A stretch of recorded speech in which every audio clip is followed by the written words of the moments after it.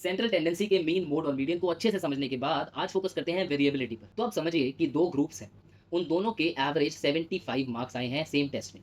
But जब आपने deeper analysis किया तो आपको रियलाइज हुआ कि क्लास ए में ज़्यादातर बच्चों के मार्क्स 75 ही हैं, जबकि क्लास बी में लोगों के अलग अलग मार्क्स हैं, किसी के 0 भी हैं, किसी के 100 भी हैं, किसी के 10 भी हैं, किसी के 90 भी हैं।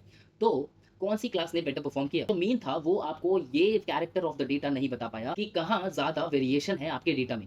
That is where variability comes in. It basically shows the spread in your data. Number one and the most basic is range. अपने डेटा के मैक्सिमम वैल्यू में से मिनिमम वैल्यू को अगर आप माइनस कर देंगे तो दैट इज योर रेंज। ये आपको एक इंस्टेंट लुक दे देता है कि हाईएस्ट और लोएस्ट वैल्यू में कितना डिफरेंस है, और आप एक जनरल आइडिया लगा सकते हैं कि कितना ज्यादा स्प्रेड है आपके डेटा में। बट रेंज आउटलायर से बहुत ज्यादा इंपैक्ट हो सकती है, क्योंकि अगर आपका सारा डेटा 75 के पास होता और सिर्फ एक स्टूडेंट के 0 मार्क्स आए होते, तब भी आपकी रेंज आपको बहुत ज्यादा स्प्रेड दिख। To interquartile range, outlier से डील करने के लिए इसमें हम लास्ट का 25% और फ्रंट का 25% हटा देते हैं और सिर्फ सेंट्रल 50% ऑफ योर डेटा को यूज करते हैं टू स्टडी द वेरिएबिलिटी। सबसे ज्यादा ये तभी यूज होगा जब आपकी डेटा में बहुत ज्यादा स्क्यूनेस है, बहुत आउटलायर्स के केसेस हैं। कॉमनली इन्हें हाउस प्राइजेस, इनकम डिस्ट्रीब्यूशन, ये सब चीजों को स्टडी करने के लिए यूज करते हैं। Three is variance. मीन को लिस्ट करते हैं, मीन में से आपकी हर इंडिविजुअल वैल्यू को एक एक करके माइनस करते हैं, एंड फिर जो वैल्यूज आती हैं वो नेगेटिव भी हो सकती हैं और प्लस भी हो सकती हैं, इसलिए नेगेटिव साइंस को ड्रॉप करने के लिए उन्हें स्क्वायर कर देते हैं। मैथमेटिकली आपको बताता है कि आपकी डेटा में कितनी वेरिएशन है, क्योंकि हर वैल्यू को इंडिविजुअली मीन से कंपेयर किया गया है। बट अगेन इसमें ये प्रॉब्लम है कि क्योंकि हमने लास्ट में डेविएशन को स्क्वायर कर दिया